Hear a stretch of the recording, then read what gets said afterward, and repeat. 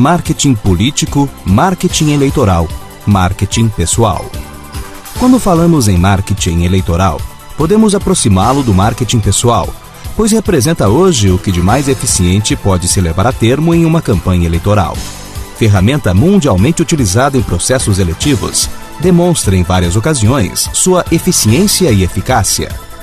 Não obstante, seu poder, se utilizado por amadores, pode levar o candidato a erros crassos, que prejudicam ou até levam a derrotas, campanhas com chances reais de vitória. O marketing político é utilizado na gestão política ou administração pública para garantir a eficácia do uso das ferramentas adequadas para a comunicação com a população, preservando a imagem do homem público e garantindo a correta avaliação popular das ações sociais impetradas pelos atores do cenário político.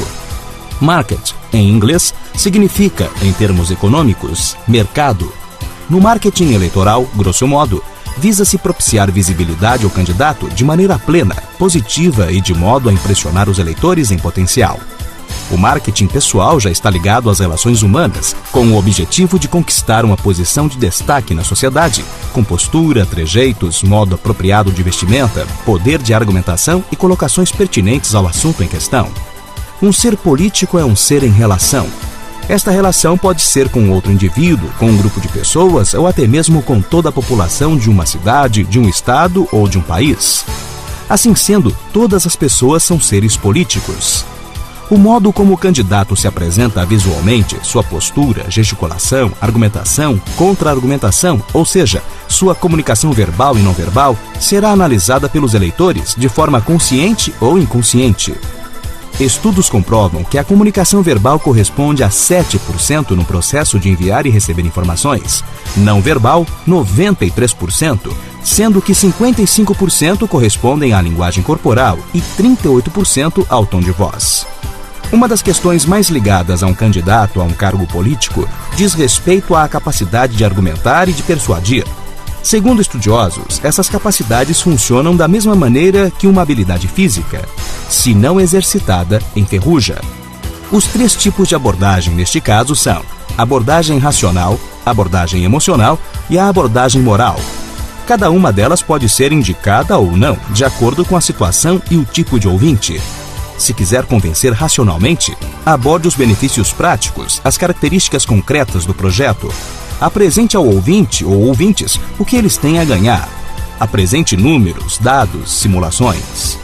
Se a intenção for provocar reações emocionais, utilize recursos de linguagem que envolvam a pessoa. Faça o interlocutor utilizar a imaginação. Argumentações que inspirem e que causem identificação. Descrições são boas alternativas, assim como adjetivos bem empregados e histórias bastante humanas. Desperte a crença do ouvinte. Faça-o desejar.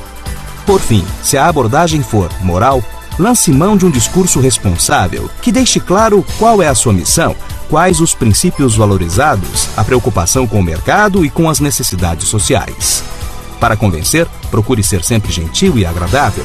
Chame as pessoas pelo nome. Utilize frases do tipo: como muito bem apontou o fulano, como já disse há pouco, minha querida colega, a fulana.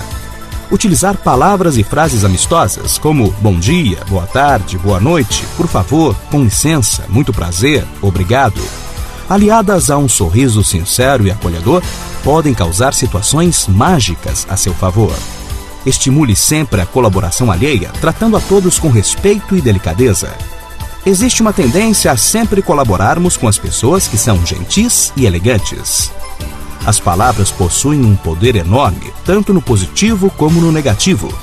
Não só em suas relações interpessoais, como também consigo mesmo, procure sempre utilizar palavras positivas. Na programação neurolinguística, dizemos que as palavras causam pensamentos que causam sentimentos. Palavra positiva gera pensamento positivo, que gera sentimento positivo. Palavras positivas e favoráveis. Solução, facilidade, certeza, seguramente, tranquilamente, confiança, certamente. Se por um acaso seu interlocutor vier com palavras negativas ou desfavoráveis, troque-as imediatamente por palavras ou frases positivas e producentes quando contra-argumentar. Marketing é a ciência que se fundamenta na identificação e interpretação de anseios no mercado para posteriormente poder atendê-los, satisfazendo as necessidades identificadas. Segundo Kotler, o marketing é mais uma filosofia de gestão do que simplesmente vender. Ressalta-se que o marketing possui inúmeros campos de aplicação, dentre eles o político. Neste contexto, o marketing é definido como a arte de informar e comunicar com o eleitor, orientar e direcionar as ideias do partido, candidato e governo, em função das necessidades que se detectam. É definir o seu público e satisfazê-los. É potencializar relações duradouras com os eleitores. Enfim, é o ajustar das medidas às necessidades do Estado e da sociedade, aos anseios dos cidadãos, no sentido de os servir sempre melhor, aproximando o governo dos governados. Segundo Rego, o marketing político é um esforço planejado para se cultivar a atenção, o interesse e a preferência de um mercado de eleitores. É o caminho seguro para o sucesso de quem deseja vencer na política. Kotler relata as abordagens de marketing necessárias para que um cidadão saia do anonimato e consiga ser eleito e permaneça eleito. Isto é, que um político possua uma meta dominante a fim de ser eleito e de que todos os seus planos e ações sejam escolhidos, visando essa meta. O candidato é um novo produto procurando um lançamento bem-sucedido no mercado de eleitores.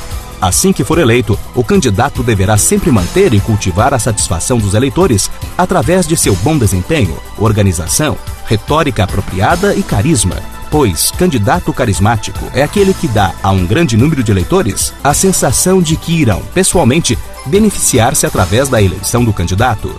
A abordagem mercadológica dentro do contexto político brasileiro surge a partir das primeiras eleições diretas, ou seja, a utilização das estratégias de marketing político surge com o restabelecimento da democracia e, por conseguinte, da concorrência eleitoral, onde os candidatos a cargos públicos começam a buscar, nas estratégias mercadológicas, uma melhor performance nas campanhas eleitorais.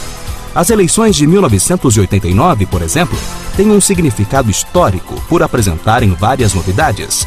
Entre elas, o fato de serem as primeiras eleições dentro do processo democrático, depois de mais de 20 anos de ditadura e da falta de experiência causada pela ausência de eleições livres para os cargos majoritários. Portanto, este campo do conhecimento, o do marketing político e eleitoral, ainda é um fenômeno complexo no Brasil por ser muito recente e por possuir muitas peculiaridades.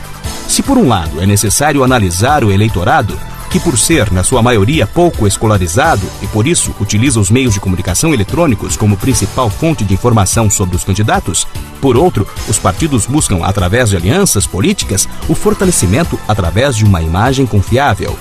Salienta-se que algumas dúvidas e receios permaneçam na sociedade acerca da associação dessas duas palavras, marketing e política.